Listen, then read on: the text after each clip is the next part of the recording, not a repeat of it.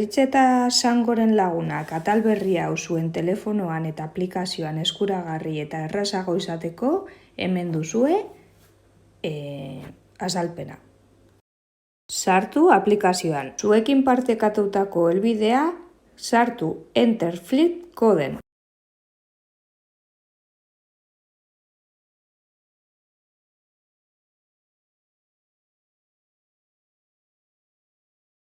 Sakatu gezi urdina.